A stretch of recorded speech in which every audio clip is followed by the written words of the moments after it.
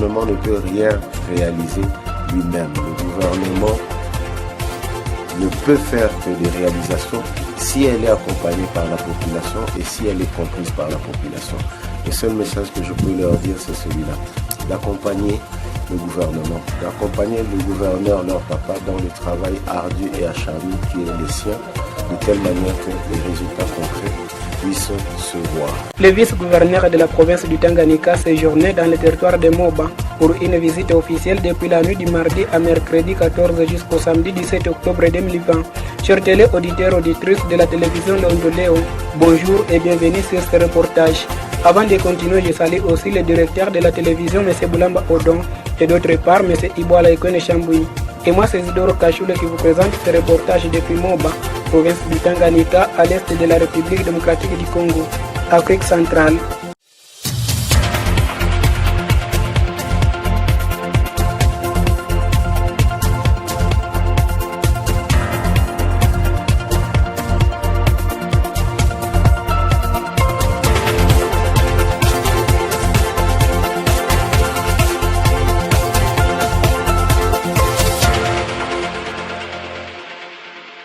C'est tard la nuit du mardi à mercredi 14 octobre 2020 que le vice-gouverneur de la province du Tanganyika, Sambaka Balamoni, est arrivé à Moba à la tête d'une délégation composée du conseiller en charge des infrastructures Mayani Kabula, du député provincial Kalinde Kavimba Jean-Pierre et le représentant personnel du gouverneur Zoé Kabila séjournaient dans cette partie de la province du Tanganyika. L'objectif, selon le vice-gouverneur de la province du Tanganyika, était de palper du doigt les difficultés que rencontre la population de Moba en vue des solutions idoines telles que prônées par le gouverneur Zoé Kabila à travers des visites d'itinérance et une manière exacte d'être près des administrés. Sambaka Balamoni le dit aux médias. L'objet de ma présence ici, c'est que c'était la volonté du gouverneur de province qui m'a envoyé ici en mission pour pouvoir prendre un état des lieux des différentes couches de la société et surtout pouvoir faire une étude ainsi que se rendre compte de différents dégâts qui ont été causés par les intempéries ici dans le territoire de Moba. Par là, je veux dire par exemple ce qui s'est passé avec le quai du port qui est complètement abîmé. C'était quelque chose qui nous tenait à cœur depuis le début de l'année, mais nous n'avions pas pu le faire parce que la crue des eaux ne permettait pas à ce que ces études-là puissent vraiment être faites, étant donné que l'eau était au même niveau que le quai.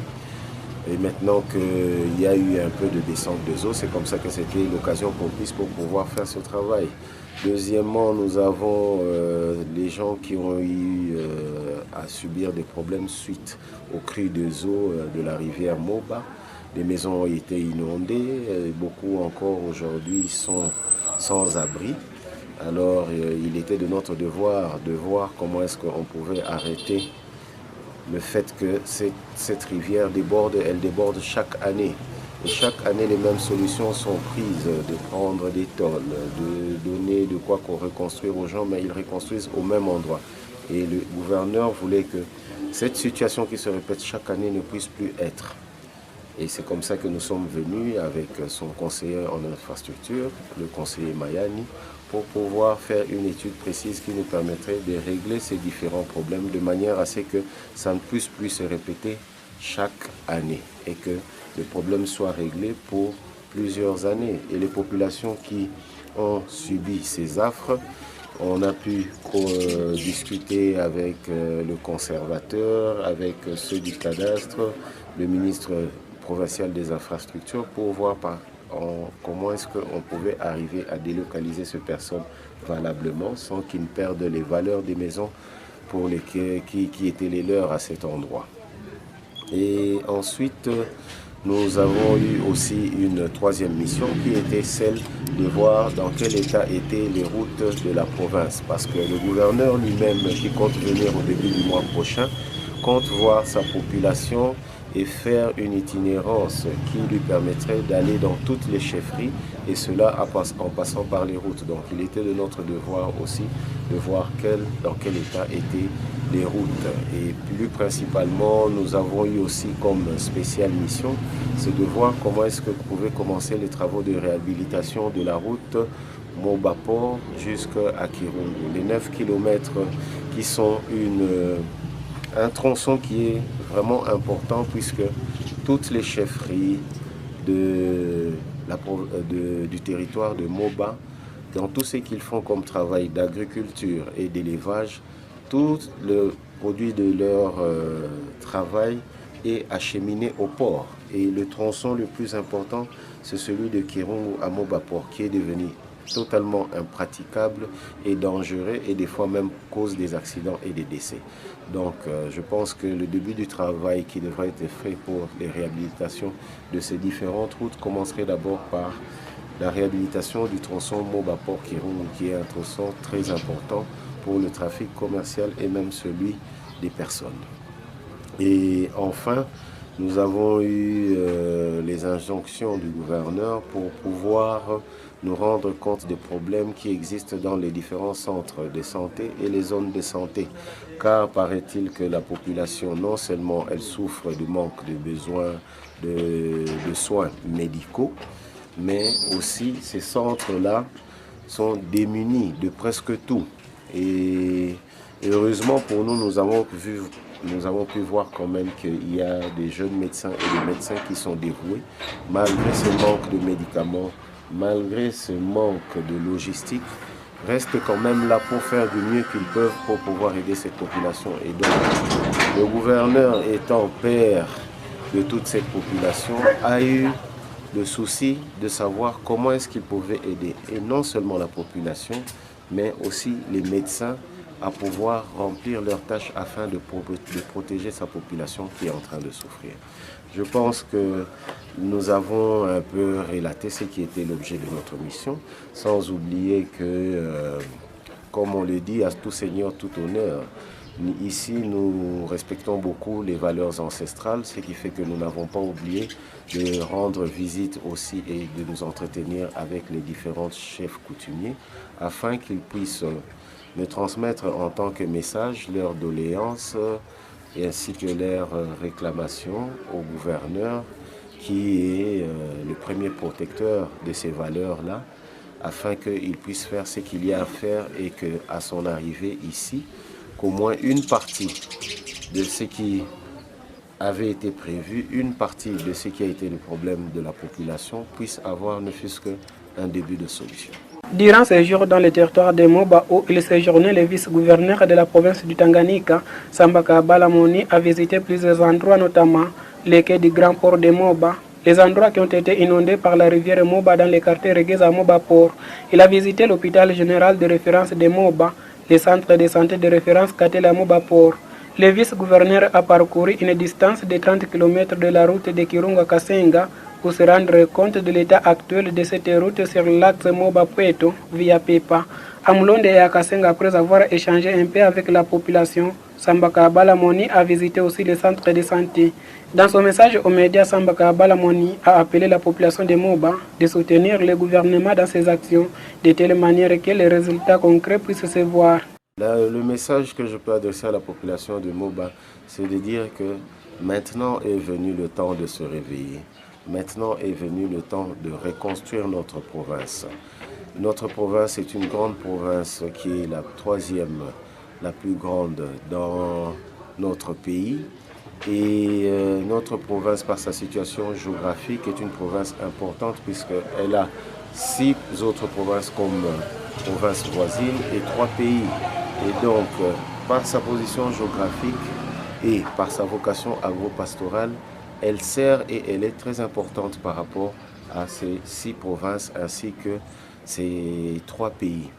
Et donc, il est important pour nous, population du Tanganyika, de prendre conscience de cela et de se mettre tous ensemble et de faire en sorte que cette paix et cette union de notre population puisse aider le gouverneur à pouvoir réaliser sa vision, son programme gouvernemental, qui est celui, en grande partie, d'industrialiser cette province afin de pouvoir permettre à cette population de pouvoir vivre comme il se doit et enfin de profiter des richesses de sa terre. Et plus particulièrement, je demanderai à la population de Moba de pouvoir soutenir le gouvernement, parce que le gouvernement ne peut rien réaliser lui-même. Le gouvernement ne peut faire que des réalisations si elle est accompagnée par la population et si elle est comprise par la population.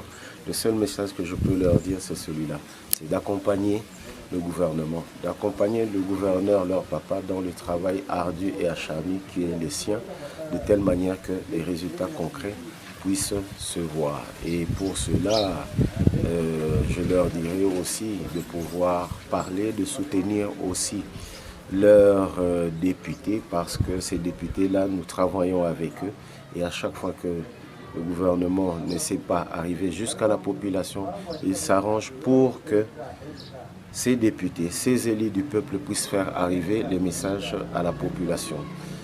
Ainsi, l'exemple vous est donné.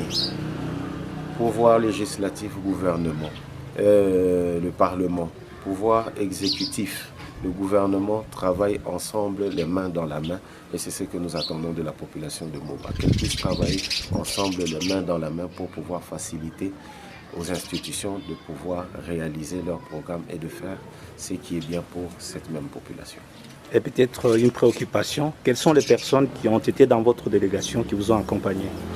Nous avons l'honorable Kalinde, qui est député provincial au Parlement de Kalemi, qui représentait le président du Parlement, ainsi que les autres députés. Et nous avons le conseiller Mayani, qui est conseiller en infrastructure du gouverneur, travaillant dans son cabinet. Nous avons eu quelques agents de l'office de route. Nous avons eu aussi d'être accompagnés par un partenaire, docteur Philippe, qui nous a permis de pouvoir avoir des détails techniques avec les différents médecins et dans les différents centres de santé.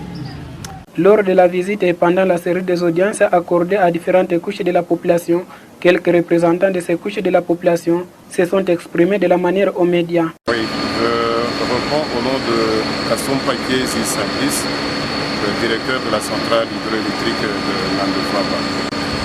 C'est une micro-centrale d'une puissance installée de 900 kW.